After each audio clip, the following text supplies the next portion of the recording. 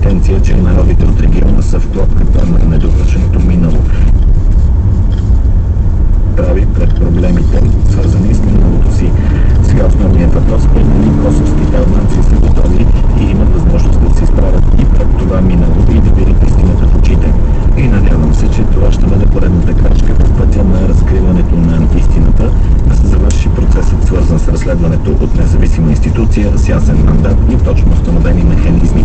И за това ще бъде най-важно да бъдат защитени свидетелите в това разследване. Дали резолюцията, която беше гласувана в Страсбург, може да се превърне